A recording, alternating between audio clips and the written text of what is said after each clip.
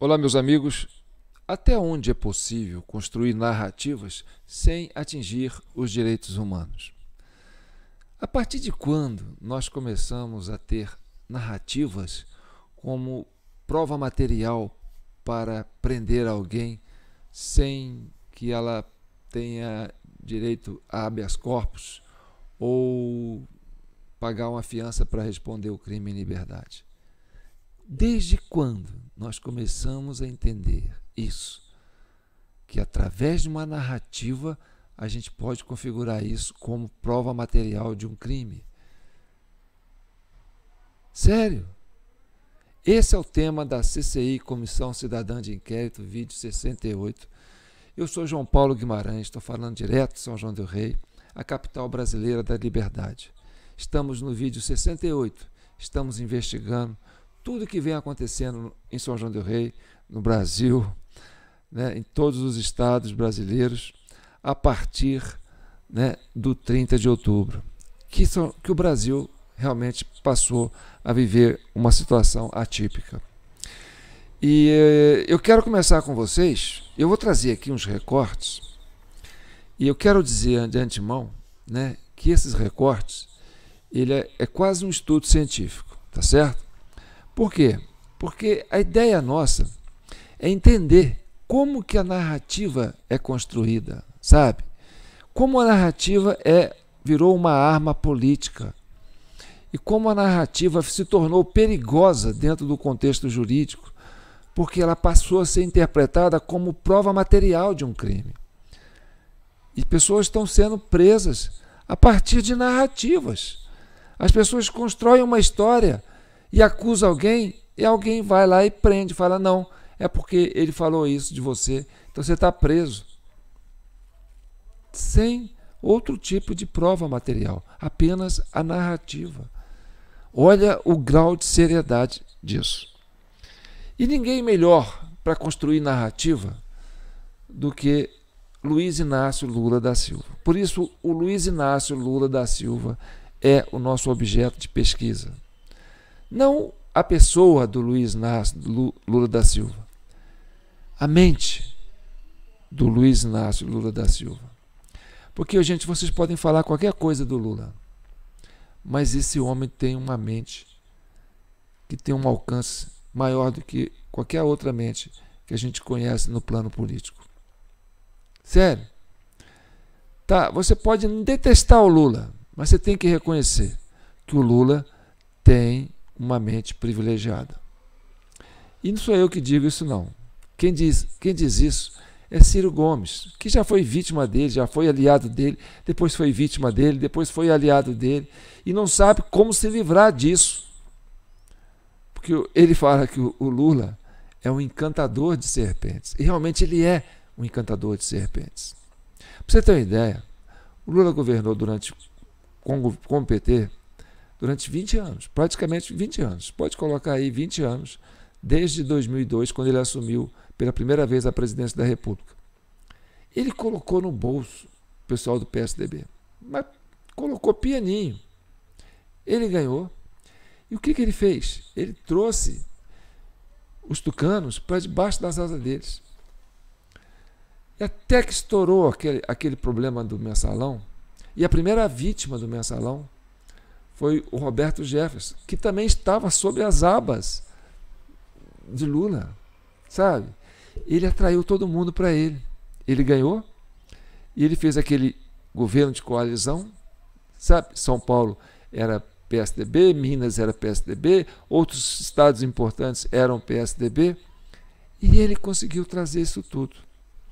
Ganhou de novo no segundo mandato e continuou trazendo esse pessoal para ele. No terceiro mandato, quando a Dilma ganhou, já despertou uma desconfiança muito grande na esquerda moderada, que é a turma do PSDB, PMDB, DEM, PL, entendeu? Esses partidos de centro, centro-direita, né, centro-esquerda. E ele foi colocando todo mundo no bolso. Até que o pessoal do PSDB falou, não, na quarta vez que ele ganhou, eles foram para cima. Aí Geraldo Alckmin, junto com Alexandre de Moraes, ajudando a incrementar o esquema da Lava Jato. Entendeu? Por quê? Porque o encantador de serpente ia perpetuar no poder. E aos poucos ele ia colocando a companheirada dele nas cortes superiores. Ele ia dominar o judiciário.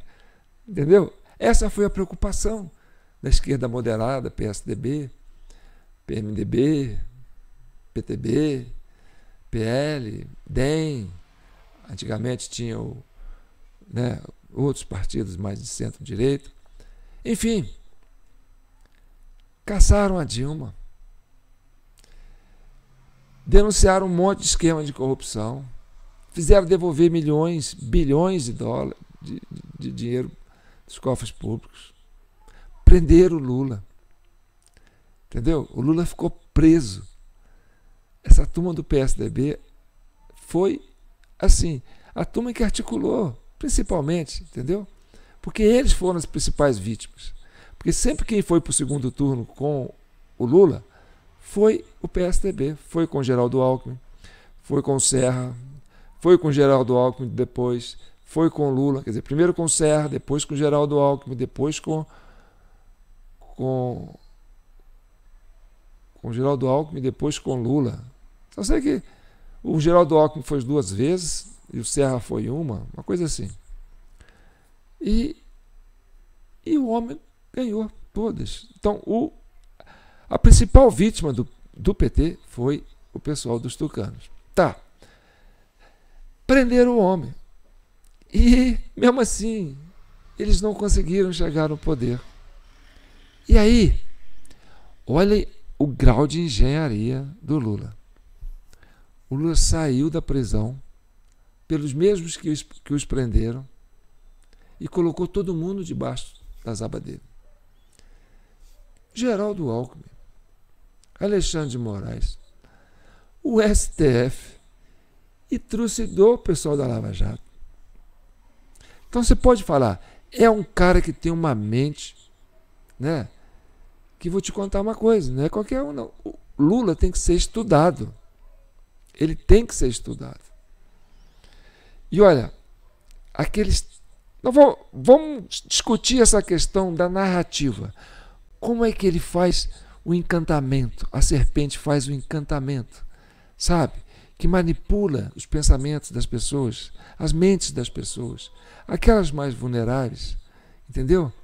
E ele vai subjugando todo mundo, inclusive os antigos algozes deles, os adversários. Aqui ele fala assim, você não pode comigo, vem comigo. E aí, meu amigo, todo mundo que vai entrando com ele, entendeu? Vai se ferrando de um jeito ou de outro e vai chegando ao poder, mas ao mesmo tempo vai se degradando moralmente. Vamos conhecer essa história. Então, eu vou fazer uns recortes aqui e aí vai de estudo científico, tá bom? O que vem aqui agora, não entenda como fato verídico. Entenda como uma análise de narrativas. Então, são recortes muito apropriados que vai fazer vocês pensarem sobre esse assunto. Então, antes de eu começar, eu quero falar para vocês, que eu sempre falo, né? A gente tem a nossa chave Pix, jpnoticias@gmail.com. Esse fim de semana eu fiquei meditando, sabe? Porque você tem que ter muita serenidade, porque buscar uma pacificação agora, quando você sabe que o governo não quer, e que a direita também, esse pessoal da oposição, né, tá assim, com sangue nos olhos, porque eles estão se sentindo que foram, né, de uma certa forma, vitimizados por esse fato que aconteceu no 8 de janeiro. Então, para pacificar, você tem que se desprender, sabe, das emoções e tentar olhar a coisa dentro de um plano bem racional. Então vamos navegar sobre essas questões das narrativas. Eu vou fazer aqui uma espécie de um teatro. Vocês vão entender mais ou menos na medida que a coisa for acontecendo, tá certo? Vamos lá. Eu vou perguntar para o Lula o seguinte: Lula, como se aprende a construir uma narrativa? É uma coisa que a gente aprende em política, que é a narrativa que se constrói contra as pessoas. Eu, se quiser vencer uma batalha, eu preciso construir uma narrativa para destruir o meu potencial inimigo. É só isso que precisa ser feito. E aí os nossos adversários vão ter que pedir desculpa pelo estrago que eles fizeram.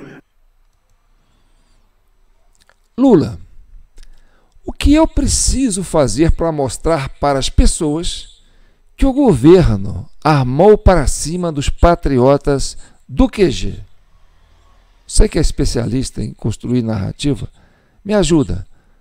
Como que eu vou construir uma narrativa, a minha narrativa, né, que eu quero defender, que o governo armou para cima dos patriotas do QG? O que eu tenho que fazer?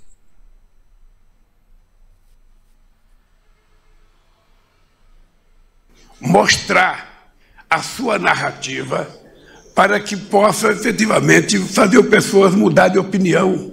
Então é preciso que você construa a sua narrativa, e eu acho que por tudo que nós conversamos, a sua narrativa vai ser infinitamente melhor do que a narrativa que eles têm contado contra você.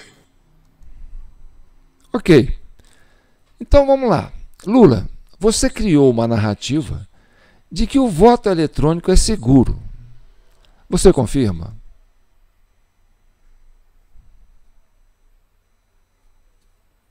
A prova de que o voto eletrônico é efetivamente um processo extraordinário eleitoral é que eu e o PT, sabe, em todas as eleições que disputamos, desde que começou as eleições presidenciais, somos o segundo ou o primeiro.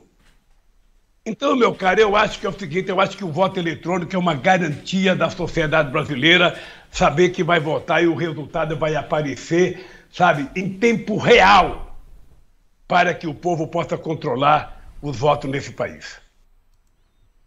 Lula, essa sua narrativa me impressiona, sabe? Eu fiquei comovido. Mas, Lula, seus ministros do STF, TSE e da Justiça falam que no voto eletrônico tem fraudes. Vamos ver.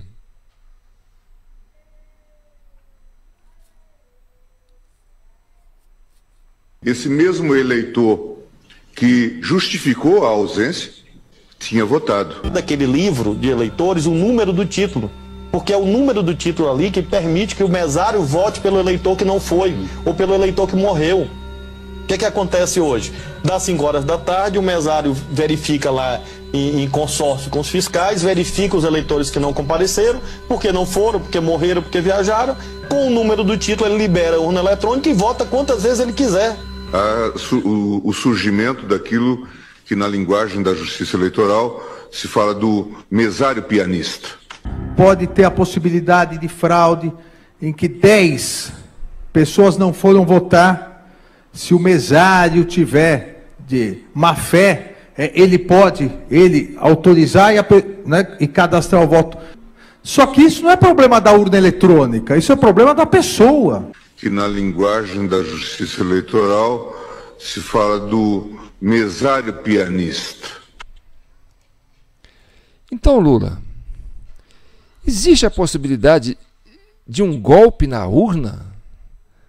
Então, esse termo mesário pianista seria um golpe? Seria isso, um golpe na urna? Você que é especialista em narrativa, me conta. Quero ser candidato de um movimento que esteja disposto a resgatar a dignidade do nosso povo. É esse movimento que vai restabelecer a democracia. É esse movimento que vai dar um golpe no Bolsonaro. É um golpe na urna. É esse movimento que vai dar um golpe no Bolsonaro. É um golpe na urna. É esse movimento que vai dar um golpe no Bolsonaro. É um golpe na urna. Lula, realmente você é especialista em narrativa, porque você constrói uma narrativa, fala que vai dar um golpe na urna, e as pessoas acreditam em você e colocam você como uma pessoa que tem, como se diz, né, fé pública. Eu fico para entender esse poder que você tem de sedução. Então, Lula, qual é a sua definição de golpe? Um golpe premeditado, pensado, arquitetado, porque quando se quer dar um golpe, se constrói uma narrativa.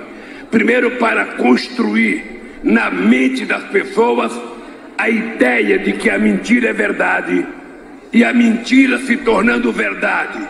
Então você pode aplicar o golpe que você quiser, você pode até fazer guerra se você quiser, em nome de uma mentira.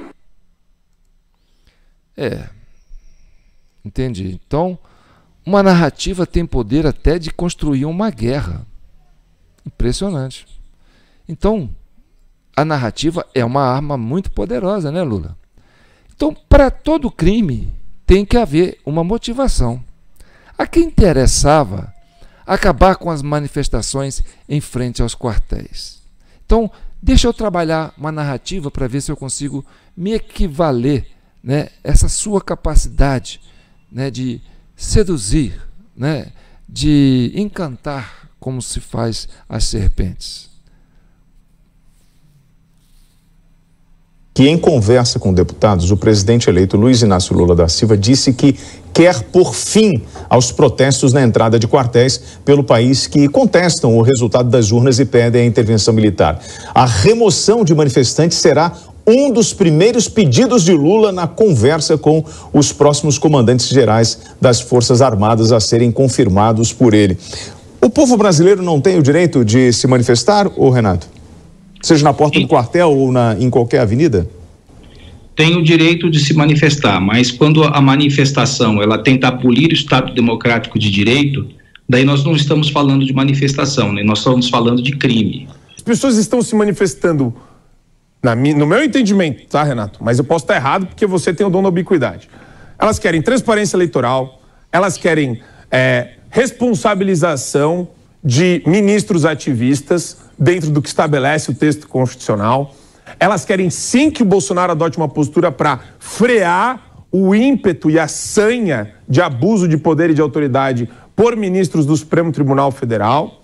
Quer dizer, existe uma série, um plexo de demandas que remetem as pessoas aos quartéis. Mas saber defender os valores que fizeram qualquer sociedade no mundo ocidental prosperar. Primeiro, liberdade de expressão, direito de reunião, de se reunir, de estar onde você quiser, pleiteando o que você quiser, sem atrapalhar ninguém, que é exatamente o caso dos quartéis. Então, Lula, essa narrativa está razoável para você? Então, eu vou continuar trabalhando nessa linha e vou pegar carona no seu companheiro José Eduardo Cardoso, advogado, ilustre advogado. Admiro a sua capacidade, porque ele é um advogado que tem uma retórica muito boa e tem o meu respeito porque ele sabe falar com propriedade. Então, ele já foi deputado federal do PT pelo Estado de São Paulo em 2 mandatos. Foi ministro da Justiça dos 2 mandatos da sua companheira presidente Dilma. Foi advogado-geral da União no 2º governo da sua companheira Dilma. E atualmente é comentarista da CNN, entre outras coisas. Então vamos trabalhar um pouco em cima da narrativa desse ilustre advogado do qual eu tenho o maior respeito. A queda do ministro do GSI, General G. Dias, foi por ter sido conivente com os terroristas durante os atos do 8 de janeiro? E o presidente Lula também pode ser responsabilizado por isso? A gente na faculdade dele faz uma distinção muito interessante entre culpa e dolo. Claro? E quando a gente estuda a culpa, tem aquelas expressões, o advogado gosta de falar em latim, né? Culpa ineligendo. O que é isso? É culpa daquele que escolhe mal quem está com ele. E a outra é culpa invigilando, que é a culpa daquele que não vigia aqueles que coloca. Ele escolheu mal e não vigiou. A resta saber agora se adora. Ou seja, se foi só uma culpa ou se é má fé. Se ele queria provocar aquele conjunto de situações. E é aí que eu não estou afirmando, mas estou dizendo que as coisas começam cada vez mais a ficar difíceis para ele. Então é muita coisa que vai se somando. Culpa está dada. Escolheu mal, o próprio Poit aqui falou. Fiscalizou mal, Tá aqui, tá dado. Agora, teve má-fé ou não? Este é o ponto central da investigação da CPI e da investigação que a Polícia Federal fará no inquérito. Por quê? Porque desta definição há a possibilidade de se extrair tipificações delituosas. Por isso a importância dessa situação. Então, Lula, essa aí é uma boa narrativa, né, Lula? Porque se o ministro G. Dias foi escolhido pelo Lula, né, segundo seu companheiro aí, está dentro do contexto do que eu estou pensando, certo?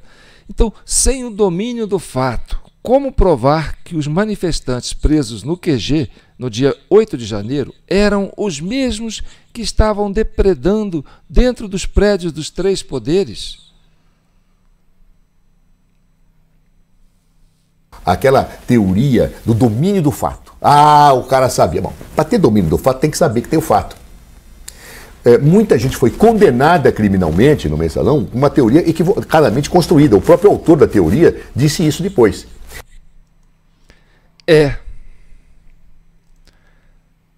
O autor da teoria. O que é teoria? É a construção de uma narrativa, né? É teoria. Então, gente, é muito sério o que a gente está estudando aqui. Agora, pasmem, o Cardoso não estava falando do Bolsonaro. Quer dizer, não estava falando do 8 de janeiro, não estava falando do G. Dias. Então, para vocês verem como é que é a construção da narrativa, prestem atenção na revelação que vocês vão ter agora.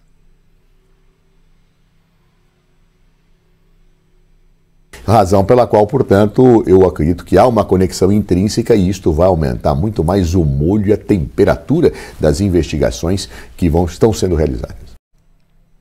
Então, essa narrativa que eu coloquei do Cardoso era para incriminar o Bolsonaro, que recebeu uma visita da Carla Zambelli, que levou esse hack da Lava Jato, da Vaza Jato, para falar com o Bolsonaro. O nome dele é Delgatti Neto, né? E aí ele está sendo convocado pela base do governo para prestar depoimento. E olha que curioso, quando você pega a fala do Cardoso, né, do advogado Cardoso, e coloca nas questões do G. Dias, cai certinho, não cai? Não cai certinho? Então parece que ele pega um fato existente, que é concreto, e tenta criar uma narrativa para incriminar o Bolsonaro, que não tem nada a ver. O hack, o que o hack foi falar lá com o Bolsonaro, segundo o que consta nos comentários, né, sobre essa investigação sobre ele? Que as urnas eram violáveis, que as urnas não eram seguras. Bom, quem acabou de falar isso aqui foi quem? Foi o próprio ministro do Lula, Flávio Dino. O ministro do Supremo Tribunal Federal mais antigo, o Gilmar Mendes, tucano, roxo, e o ministro do Supremo Tribunal Federal e também presidente do Tribunal Superior Eleitoral, Alexandre de Moraes. Então, querem chamar esse hack para falar que é um crime ele ter ido falar com o Lula, quer dizer, ele ter ido falar lá com o Bolsonaro, que as urnas são vulneráveis, podem ser violadas.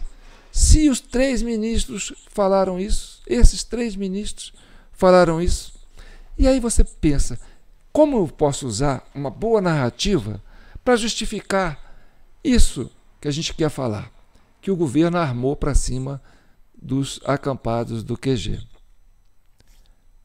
Então, a gente precisa de elementos que possam comprovar isso. Por exemplo, a base governista não quer deixar convocar o homem que quebrou o relógio. Ora, mas não é um terrorista bolsonarista que estava lá? Olha a incoerência. Por que não pode entrevistar? Seria ele um infiltrado? A base governista não quer deixar que convoque aquele fotógrafo que estava lá fazendo fotos dentro do Palácio do Planalto, ainda quando não tinha ninguém, nem os patriotas não tinham chegado, estavam aqueles poucos lá dentro, não sei como entraram, alguém deve ter aberto para eles entrarem, e ele interagindo lá com os vândalos, tirando fotos, escolhendo o ângulo, depois batendo a mão, falando estamos juntos. Não querem quem convoca ele. Ora, por quê? Sigilo de fonte. Mas como assim sigilo de fonte? Ele é um jornalista. Tá, ele é um fotógrafo. Ele foi lá para tirar uma foto. A foto saiu no jornal, com o nome dele. Então não tem sigilo de fonte. Ele fez a foto foi publicada no jornal com o nome dele. E ele aparece nas imagens. Então, não tem mais sigilo, ele está público. Agora, ele precisa ser convocado, talvez ele possa falar, vem cá, como é que você conseguiu entrar junto com os vândalos lá, na hora que não tinha ninguém ainda, nem patriota não tinha, como é que você conseguiu entrar lá para fazer essas fotos com ele? Não precisa nem falar quem te pagou, só isso. Seria uma resposta boa. Ora, a gente não quer que você revele as suas fontes, para quem que você está vendendo essas imagens, quem está te pagando para fazer isso. A gente sabe quais foram os jornais que usaram o seu material. Provavelmente eles devem ter pago, porque isso aí é direito de imagem. Então, isso para a gente já não interessa, que a gente já sabe. Quem usou suas fotos, a imprensa, deve ter pago para usar. Agora, como você conseguiu entrar? É uma pergunta simples. Aquela outra menina, Priscila, que liderava, né, os movimentos dos patriotas para poder quebrar o prédio, invadir os prédios, que está presa, é uma terrorista que estava lá. E a base e a oposição quer convocar e o governo não quer deixar. A base do governo não quer deixar. Então, ela também seria um infiltrado? Seria isso tudo uma armação para poder incriminar os patriotas do QG? Porque o Lula tinha uma motivação, que era tirar os acampamentos. Está aí, nós colocamos. Que ele reuniu no dia da diplomação, que a primeira coisa que ele queria fazer era desmobilizar o acampamento, tirar aquele pessoal de lá. E depois do 8 de janeiro, no dia 9, ele foi lá e prendeu todo mundo. Prendeu todo mundo construindo uma narrativa e incriminando pessoas de bem por uma narrativa. Olha a gravidade do problema. Você infringir direitos humanos, construir uma narrativa e fazer com que essa narrativa se torne prova material para prender alguém de forma inafensável, sem habeas corpus, sem direito a consultar nenhum advogado de direito, nem conhecer do que estava sendo acusado, por causa de uma narrativa construída. E as evidências mostram para isso. O G. Dias estava lá, o homem que era para comandar a segurança do Planalto, interagindo com os vândalos dentro do quartel, dentro do Planalto. A Guarda Nacional só chegou às 4 horas da tarde, depois que estava tudo já acabado. Então, essa minha narrativa é muito mais interessante que a sua, não é não, Lula? O governo armou para cima dos patriotas para desmontar o QG, desmobilizar o QG. Porque o pessoal lá estava cobrando que as urnas não eram seguras. E quem falou isso foram seus ministros. Esse assunto não pode circular. Então, era preciso desmobilizar os acampamentos. O seu interesse era esse, que o assunto das urnas não virasse pauta nos jornais. Então, a motivação está aí. Tem a motivação, tem as evidências e tem as negativas para querer investigar da base do governo. Hein? Essa narrativa é boa? Fala a verdade.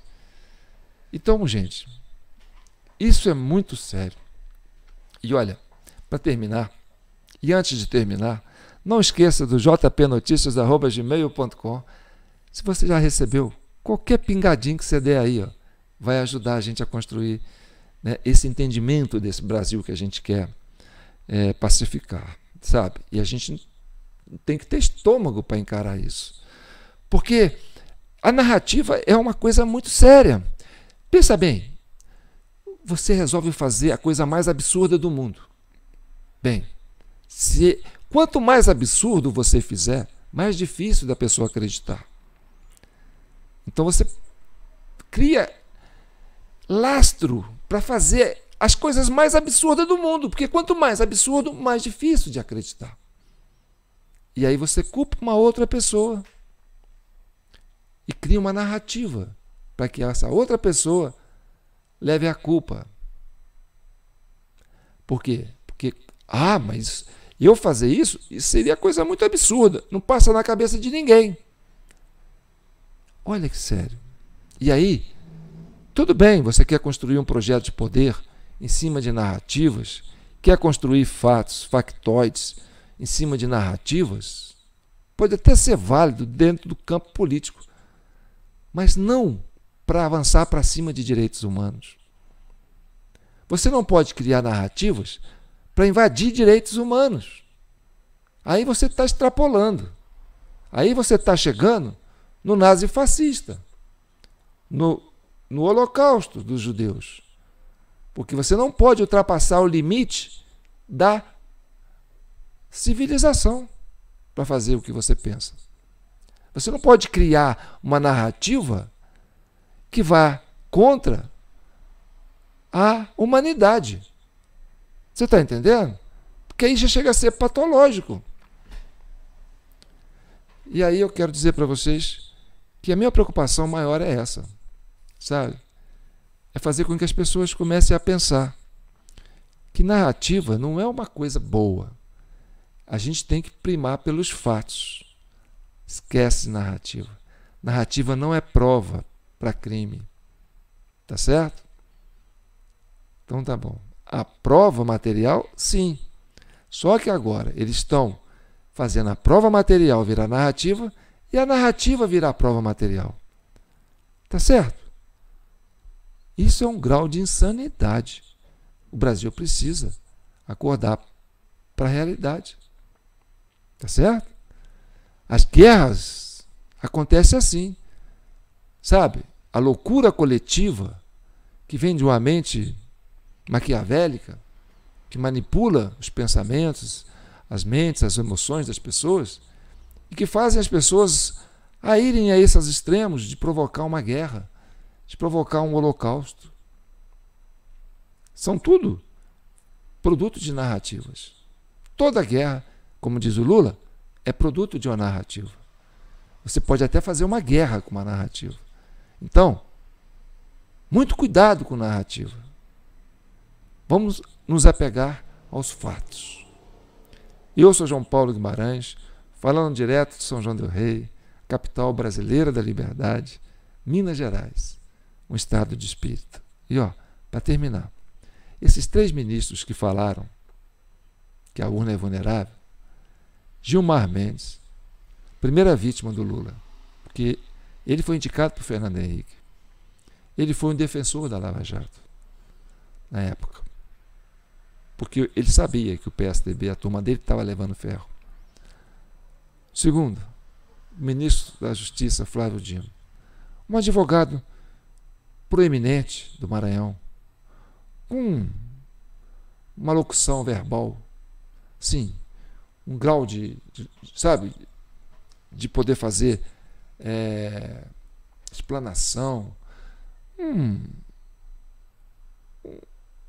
mestre do direito, vamos dizer assim, que disputou o governo do Maranhão e foi vítima do Lula, vítima do mesário, pianista. E ele, em vez de reagir, pode ter reagido, porque teve até inquérito no Maranhão que provou isso, ele resolveu o quê? Vou juntar ao Lula. Vou me juntar ao Lula. Mesma coisa, Gilmar Mendes denunciou, ajudou a prender, não deu certo, vou me juntar ao Lula. E aí, Alexandre de Moraes, o pupilo do Geraldo Alckmin, que também foi um dos defensores da Lava Jato, artífice desse processo de atacar as falcatruas do governo do PT, da Dilma, não resistiu. foi encantado pelo Lula. Geraldo Alckmin, 4 vezes governador do estado mais importante do Brasil, eleito sempre, né, pelo pessoal, a turma conservadora, sucumbiu. Foi encantado pela serpente. Então, o Lula pode falar o que quiser do cara, mas esse cara tem uma mente, sabe, que seduz as pessoas. As pessoas que amam o poder, que são, assim, sabe, afoitas pelo poder, né, acabam sendo atraídos por esse encanto da serpente, que é a mente do Lula. Então o Lula é um homem que tem que ser estudado. Ele já está no final da vida. E continua sendo essa coisa impressionante, né, de atrair para si, sabe, seguidores que ficam encantados com essa, né, esse encantamento de sereia que ele tem, de serpente. Infelizmente, é uma história triste, né? Mas é uma realidade que a gente está vivendo. Isso não é narrativa, não. Isso nós estamos vivendo. E eu espero, sinceramente, que a gente possa voltar a ter um país sereno, uma sociedade serena. Porque a imprensa também foi toda levada para isso. A OAB, advogados que estudaram, fizeram doutorado, mestrado, todos foram arrastados por essa narrativa do Lula. É impressionante. Então, Lula, você tem muito poder. Eu posso até dizer, sabe, que eu fico impressionado com a sua capacidade. Você passou a vida inteira fazendo isso. Era um menininho, pé de chulé, lá do Nordeste, que veio fazer vida aqui em São Paulo. E desde a época dos sindicatos, né, você fez isso tudo. Tá bom. Fique com Deus e que o manto de Nossa Senhora abençoe todos vocês. Meu Brasil brasileiro, meus homens de bem. Um abraço. Minhas mulheres de bem também.